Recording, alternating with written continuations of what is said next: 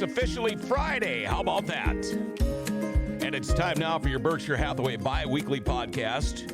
Realty expert John Brodeen is back in the studios of Grand Forks Best Source. We're going to be talking with John right after this. Look, if you want that home, let's go get you that home.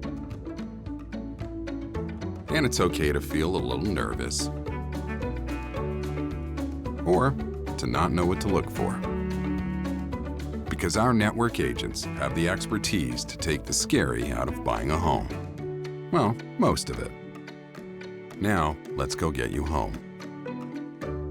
All right, and we are back with realty expert John Brodeen. John, on Wednesday, we had Shanna Field in here talking about a lot of questions about the lending process. Let's switch it up a little bit today. First off, it's Friday. Yes, How are you? I'm good. Yeah. Happy Friday, John. Yeah, big plans for the weekend?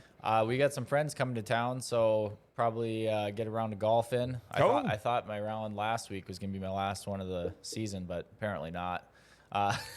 So get around to golfing Saturday morning, probably watch the Sue Bison game. Oh, yeah. Who you rooting for? Oh, Sue. Yeah. Well, good. 100%. Or the Fighting Hawks, The Fighting you mean? Hawks, Yeah. I'd rather call it North Dakota before. I'm still going to call them the Sioux, so don't feel bad about that. This is something you and I don't talk very much about.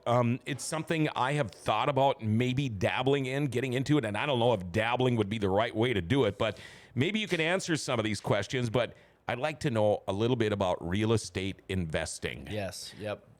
So real estate investing, there's a lot of people, a lot of young people thinking that, real estate investing is going to be their way to get out of their job and eventually, you're starting a business when you're starting real estate investing. It's a lot more hands-on than investing your money in the stock market. A lot more that you need to learn. But yeah, it's a really common thing that we get asked about, and I meet a ton of people who have aspirations to get into real estate investing. It's not the easiest thing ever to get into. So I can kind of give a little bit of my advice. So I personally have been a real estate investor for 5 or 6 years, something like that, and learned some lessons along the way. So I can kind of give them some advice that I would give to somebody who's interested in getting into it. Okay, So- first off, I'd like to ask you, how did you get your start in real estate investing? Take us from the beginning, because you said you've learned a lot on the way. Yeah. So I was actually still renting the property that I lived in, and I bought my first property. I think it was 2015 or 2016. It was a single family home. Knew the guy who was selling it, and single family home with a nice big garage, 2 bedroom. It's a little bit of an unconventional rental property, and I still have that now. Bought my second property, which was a duplex, probably around like 2018 or 19. And then, so that was up to 3 units total now we got. And then, this year bought a duplex, near my home actually. That's the fourth and fifth one. That one's actually a twin home. They're separate parcels, side by side duplex. And so I've got those 5 units so far, and then with plans to continue to buy more when opportunities present themselves. Well, you mentioned younger people thinking about getting into real estate investing. You must be ready to retire then? No, not quite. Not quite. I would like to accumulate maybe 10 or 20 of them realistically. And, we'll get into this a little bit more later, but, if you buy a place for $100,000 and it rents for $1,000 a month, and your mortgage payment's $600, you can't just plan to live off of that $400 cash flow. No. You need to reserve money away for maintenance, repairs, that sort of thing. So you definitely need to plan right, and you need to be realistic about it. People who think, I'm going to cash flow $400 per unit, and if I got 10 units, I don't have $4,000 a month in income coming in. It's not quite that simple.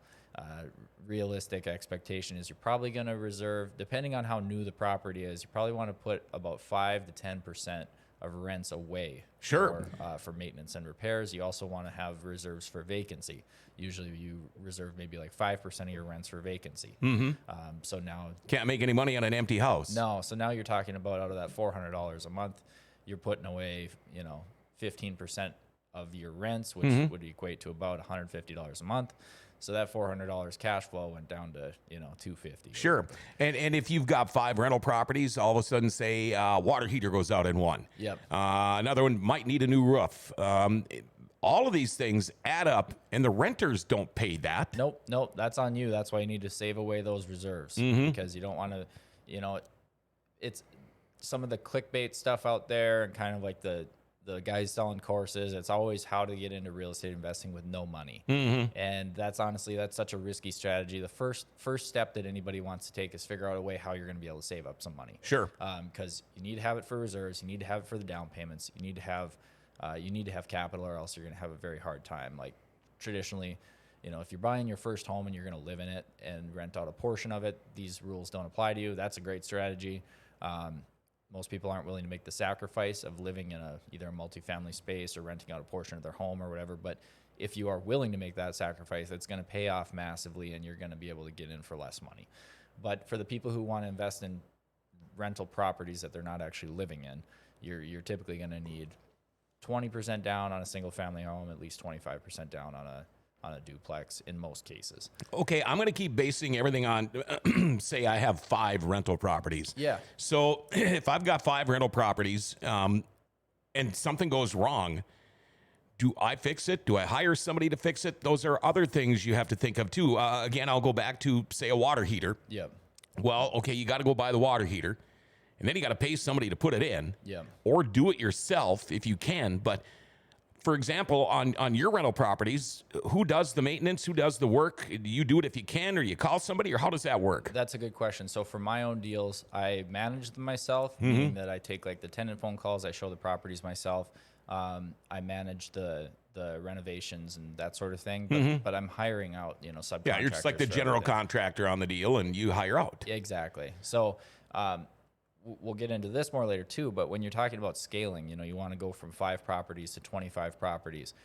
There's only 24 hours in the day, right? So if you're going to spend all day doing these activities that you could be hiring out, first off, let's say it takes all your waking hours to be fixing water heaters, to be fixing doors, to be fixing toilets, to be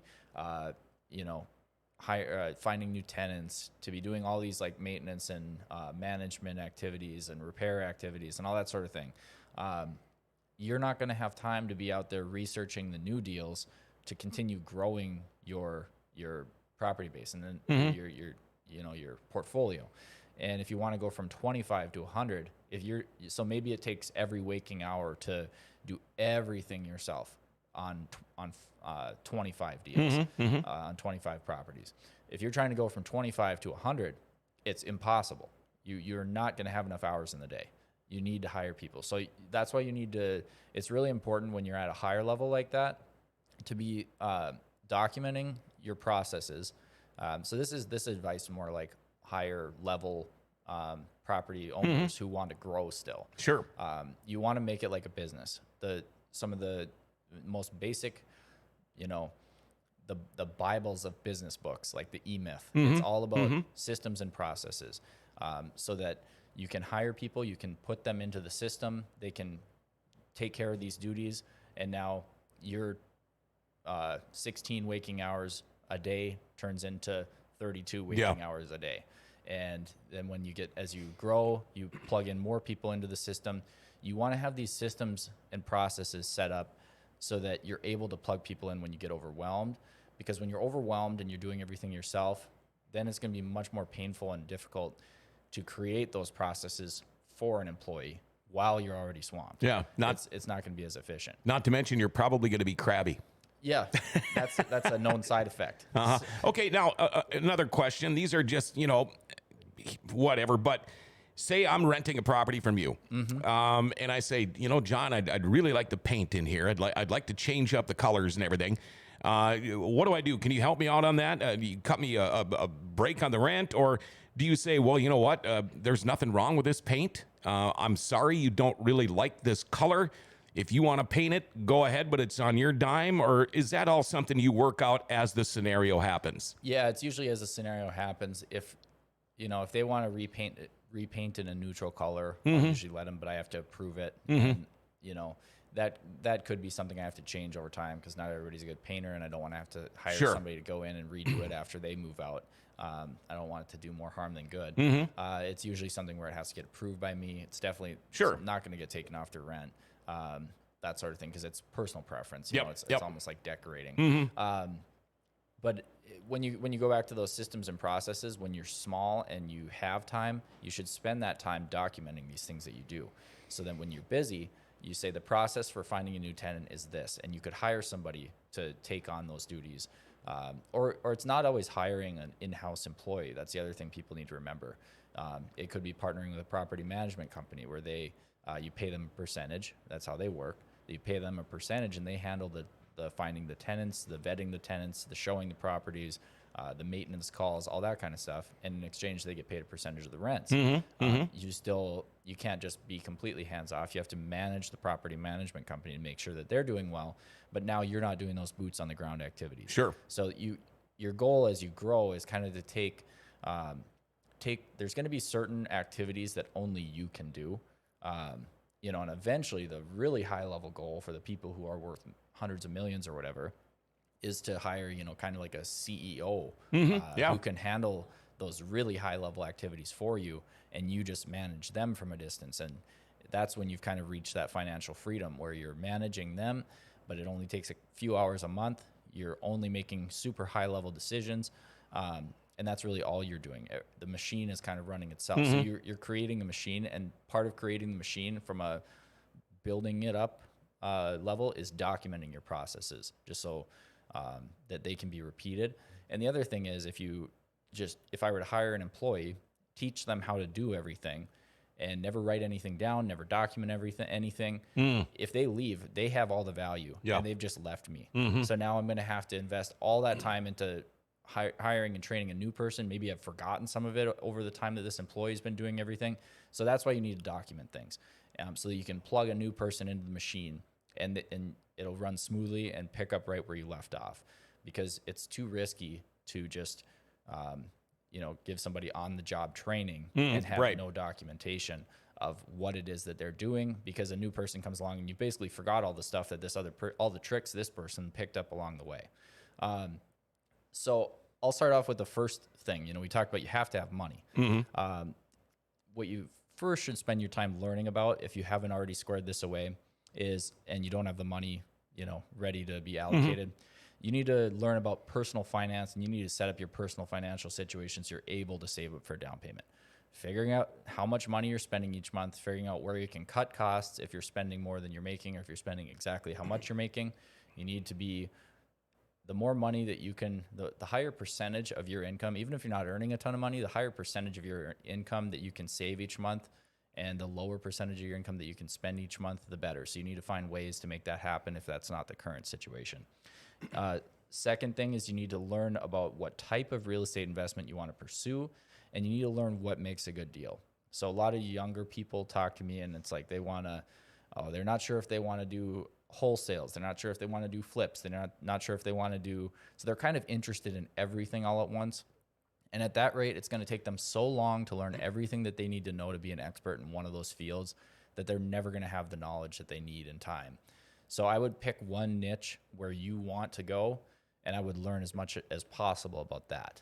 So I would imagine if you start investing in this kind of property, breaking even is not a good thing, or is it? Because, okay, you're not making any money, you're not losing any money, but you still own the property. Nobody wants to get rental properties or investment properties to just break even. Yeah, and if you're breaking even, it's going to depend on the market. There could be markets where the best possible deal you can find is a break-even deal. You can see how that's risky, though. Sure. Because in a market like that, your biggest thing that you're going to be banking on is appreciation, the property going up in value, or else it's not even an investment. You just bought yourself a job. So you are getting principal pay down each month, but that's a small amount that you're adding to your net worth each month by paying down that loan.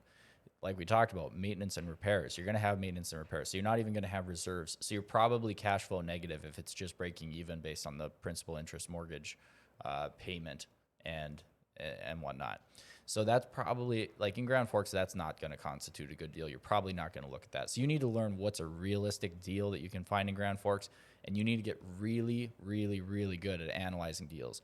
While you're saving up for your down payment, before you're ready to actually pull the trigger on this, you need to be analyzing deals constantly. So when a good deal comes across your desk, you know, and you can jump on it, right? Mm-hmm. So this is something you want to get as many reps in as possible, if that makes sense. Yeah. So you should be looking at deals that are for sale. Your first deal, I don't know if you're going to, like, if you buy your first deal through a real estate agent, it's going to be a lot easier because they're going to be able to make sure you don't get tricked or trapped with any contracts. Sure. Make sure that there's no funny business going on.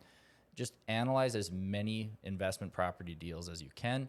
You want to look at the things that could make or break this deal. Like, are you able to separate the utilities so the tenants pay for them, or is that not possible with the heating system that's in the property? Okay, Are the rents maybe below market rents where you could raise them? So right now it doesn't look like a good deal, but the rents are super low, and you could raise them, and then it becomes a good deal. You want to look at, are you able to make an easy improvement to the property that are going to cause the rents to go up? The numbers you want to look at, you want to plan for that, figure out what your mortgage payment's going to be. You want to plan for if you're going to hire out management, what that expense is going to be. You're going to want to plan for if you have to pay any groundskeeping, that sort of thing. Figure out what that's going to be, and figure out how much money this property actually makes. You want to look at cash on cash return. So if you have $50,000 cash into a $200,000 property, what is the return that your $50,000 is getting you? That's an important number, cash on cash return. Larger deals, they're going to look at cap rates. That's the net operating income. So after all expenses are paid, how much money is this thing, not including principal and interest? How much money is this property making per year? Dividing that by the purchase price. Sure. Because you'll start to find out what's a typical cap rate that 12-plex in Grand Forks sells at, where you can see, oh, this is a 6 cap right now. Most of them are selling at a 7 cap, but these rents are kind of undervalued, and we could make small improvements to these units and turn it into an 8 cap. An 8 cap is better for the investor who buys it. So that sort of thing. Get really good at analyzing deals long before you ever are in the market to buy your first deal.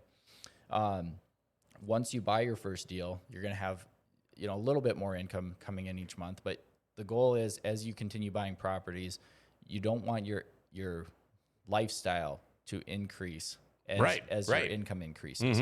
Your income's growing. Maybe you have another $500 a month in income. You got a few deals. Maybe you got an extra $2,000 a month in income. Don't spend another $2,000 a month, because then your business is going to grow much more slowly. Right. If you can reinvest that money back into your business, into buying more and more properties, that's going to be very important. And then as you get into a higher and higher level, you got to start worrying more about your time. And that's where those systems and processes come into play. So as a new investor, I would focus first on getting your own financial situation in order. So it's going to be possible one day for you to buy a property. I'd focus second on getting to know your market that you want to invest in, niche down, figure out it's rental properties I want to invest in, if that's the case, and learn as much about analyzing rental property deals as you possibly can as you're saving up long before you're ready to buy anything, because you need to have that confidence when a deal comes across. If it's the type of deal that fits your criteria, you need to figure out what your criteria is based off of what's possible in your market. If this is a good enough deal, you need to be ready to jump on it when the time comes. That confidence is only going to come through analyzing lots and lots and lots of deals. So, you're not only a realty expert, you're kind of like a financial advisor here, too. That's a stretch, yeah. If anybody wants to get a hold of you, John Brodin, realty expert, maybe they want to get into this real estate investing. What do they do? How do they get a hold of you? Yeah, 701-213-5428. I'd be happy to talk about that. How many more of these investments do you want to make? Are you going to be one of those guys with 25 of them? Hopefully. Yeah. Hopefully. Continue buying one every 2 years, if I could get into more and more units, that'd be better. More multifamily. So I'll get a hold of you and talk about this a little bit later on. That sounds good. All right, there you go. That's your Berkshire Hathaway bi-weekly podcast with your realty expert, John Brodin. I tell you what, team up with John Brodeen of Berkshire Hathaway and Executive Properties. You know what? Maybe you're buying one of these investment projects or houses like John's been talking about. Maybe it needs a little bit of work, needs some remodeling done. Get a hold of Executive Properties. They do all types of commercial and residential work. I mean, they do everything. You can get a hold of them at 701-330-1273 or go to executiveproperties.org and you can check out their reviews on Facebook and Google. You're going to love them. Team up with Executive Properties and John Brodeen with Berkshire Hathaway. Well, there you go. It's going to wrap up this Friday. Your Berkshire Hathaway bi-weekly podcast. We'll be back again on Wednesday on Grand Forks Best Source.